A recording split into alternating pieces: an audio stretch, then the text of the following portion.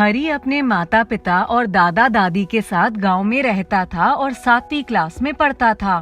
हरी को खेलने का बहुत ज्यादा शौक था और स्कूल से आने के बाद वो शाम तक अपने दोस्तों के साथ खेलता ही रहता था और जब तक उसे माता पिता बुलाते नहीं तब तक वो घर में भी नहीं आता था। एक दिन उसके पिताजी को बहुत गुस्सा आया और वो उसे लेने के लिए गए और घर लाकर उसे बहुत डांटा। तुमको सिर्फ खेलना है या कोई पढ़ाई भी करनी है? दिन भर खेलते हो, जरा भी पढ़ाई नहीं करते। परीक्षाएं पास आ रही हैं। पिताजी, अभी परीक्षाओं में बहुत टाइम है। 1 महीने बाद तुम्हारी परीक्षाएं हैं और तुम कहते हो कि परीक्षा के लिए बहुत टाइम है। कल से तुम कोई खेलने नहीं जाओगे और घर बैठकर पढ़ाई करोगे। ठीक है पिताजी। लेकिन हरी कहाँ मानने वाला था।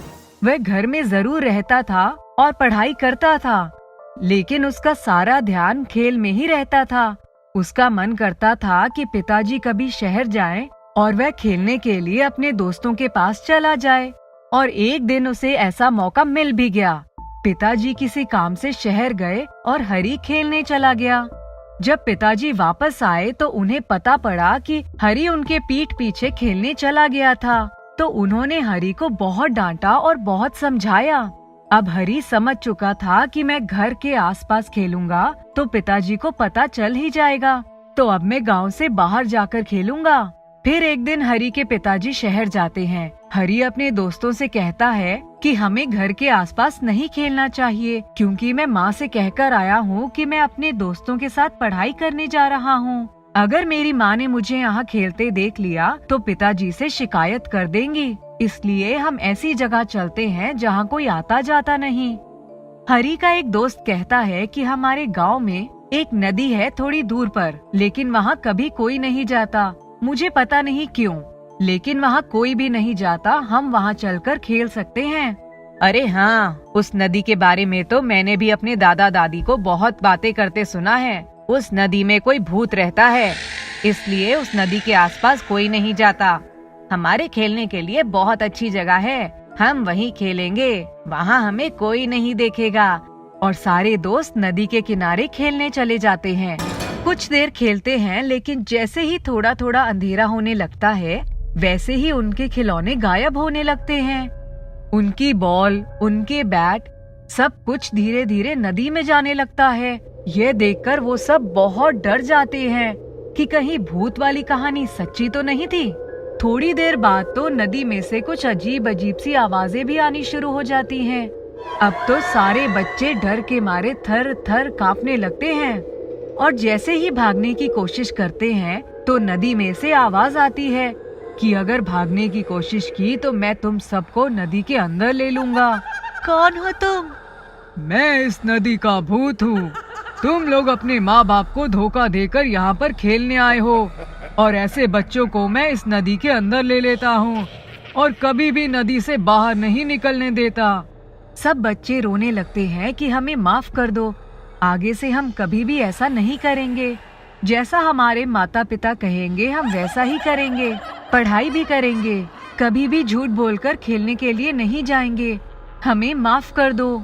लेकिन भूत उन्हें जाने नहीं देता और रोक कर रखता है।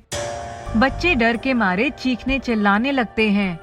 थोड़ी देर बाद सभी बच्चों के माँ बाप उन्हें ढूंढते ढूंढते नदी के किनारे आ जाते हैं। अपने माता पिता को देखते ही बच्चे उनसे डर के मारे चिपक जाते हैं और उन्हें कहते हैं, हमें माफ कर दो, हम कभी भी आपको झूठ बोलकर यहाँ खेलने नहीं आएंगे। माँ बाप भी अपने बच्चों को माफ कर देते हैं और उन्हें अपने अपने घर ले जाते हैं। कुछ दिनों बाद बच्चे एकदम सुधर जाते हैं। वे पढ़ाई में मन लगाते हैं, खेलना कम कर देते हैं और नदी के पास तो जाने का नाम ही नहीं लेते। हरी के पिताजी हरी के दादा दादी को धन्यवाद करते हैं कि आपने एक ऐसा तरीका निकाला जिससे सारे बच्चे एक साथ ही रास्ते पर आ गए। मैंने इन बच्चों की नदी पर जाने वाली बात सुन ली थी, इसलिए मैंने ये सब नाटक किया ताकि ये बच्चे सुधर जाएं। दादा दादी और मम्मी पापा अब राहत की सांस लेते हैं कि अब हरी का खेलना कम हो जाएगा और अपनी पढ़ाई की तैयारी करेगा। उनकी परीक्षाएं हो जाने के बाद बच्चों को सारी बातें बता दी जाती हैं कि ऐसा कोई भूत नहीं था। ये तो दादाजी ने किया था ताकि तुम सब अपने पढ़ाई पर ध्यान दो। किसी गांव में एक रघु नाम का किसान रहता था। उसके परिवार में उसकी पत्नी चंद्रा, बेटी सुधा और उसकी माँ थे। उस साल गांव में बारिश नहीं होने से फसल का बहुत नुकसान हो गया था। रघु अपनी पत्नी चंद्रा के साथ शहर में कोई काम ढूंढने के लिए गया था। उस गांव में एक नदी थी। उस नदी में कई बार रात में लोगों ने एक चुड़ैल को नाव चलाते हुए देखा था, इसीलिए रात में उधर कोई नहीं जाता था। सुधा स्कूल में पढ़ने जाती थी। वह चौथी कक्षा में पढ़ती थी। जब उसके माँ बाप को गए कई दिन बीत गए तब वह उदास रहने लगी। सुधा ने अपनी दादी से कहा, दादी, मुझे माँ पिताजी की बहुत याद आ रही है, मुझे भी उनके पास जाना है। दादी ने उसको समझाया कि वो किसी काम से गए हैं, काम खत्म होते ही आ जाएंगे। फिर वे चुपचाप जाकर दादी के साथ सो गई। रात में जब उसकी नींद खुली तो उसने देखा कि खिड़की के पास कोई खड़ा है। खिड़की के पास नाव वाली चुड़ैल खड़ी थी। सुधा चुपचाप दरवाजा खोलकर बाहर आ गई। जो औरत उस खिड़की के सामने खड़ी थी वो आगे आगे जा रही थी। सुधा उसके पीछे पीछे जाने लगी और वह नदी के किनारे पहुंच गई। सुधा नदी के किनारे पड़े हुए एक बेंच पर बैठ गई। तभी उसने देखा कि एक नाव बड़ी तेजी से आ रही है और उस नाव को वही चुड़ैल चला रही थी।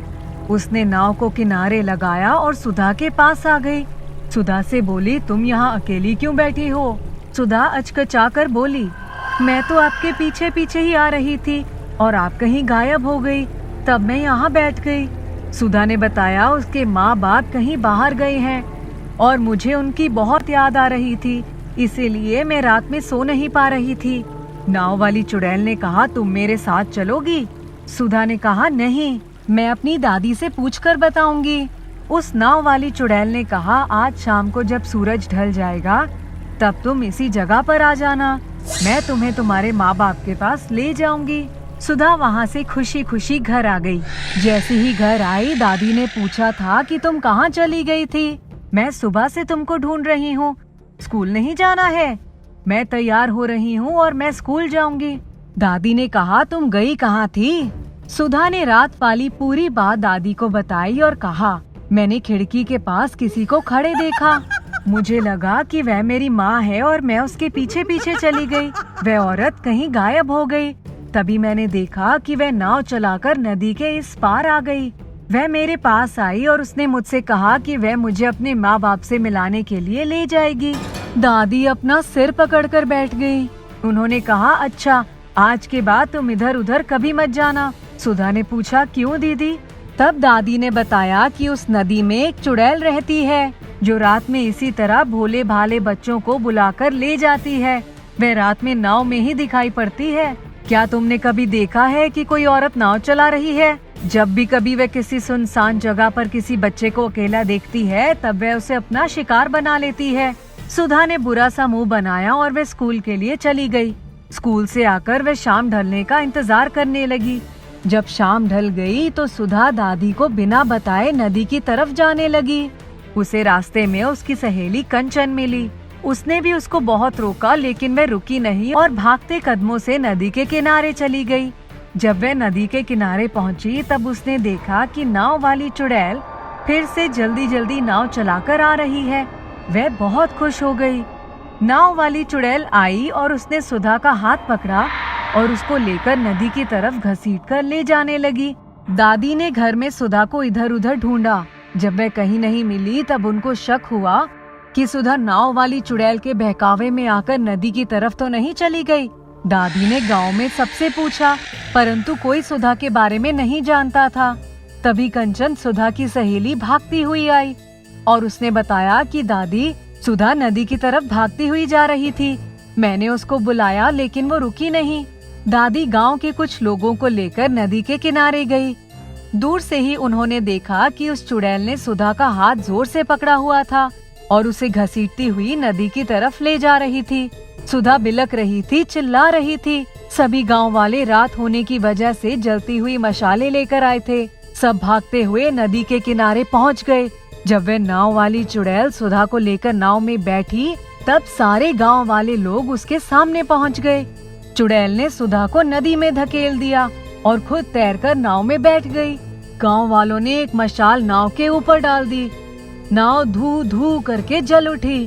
तभी गांव के कुछ बहादुर लड़कों ने नदी में कूदकर सुधा को बचा लिया। सुधा बेहोश थी।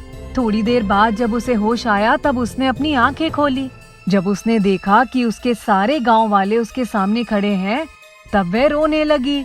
उसने कहा, मुझे दादी ने कहा था कि नदी के किनारे मत जाना, वहाँ नाव वाली चुड़ैल रहती है। लेकिन मुझे दादी की बात का भरोसा नहीं था। मुझे अपने माँ बाप से मिलना था, इसीलिए मैं चली गई। मुझे नहीं पता था कि वह वाकई नाव वाली चुड़ैल है। दादी उसको घर लेकर आई। दादी ने सुधा को गर्म दूध पीने के लिए दिया और पास बैठकर समझाया कि बेटा, कभी भी बड़ों की बात को अनसुना नहीं करना चाहिए। दूसरे दिन जब उसके माँ बाप शहर से लौटे और उन्होंने जब यह सब कुछ सुना, तब उन्होंने सुधा को गले लगा लिया और कहा, अगर दादी ने थोड़ी देर और कर दी होती तो वह नाव वाली चुड़ैल तुमको पानी में डुबाकर खत्म कर देती।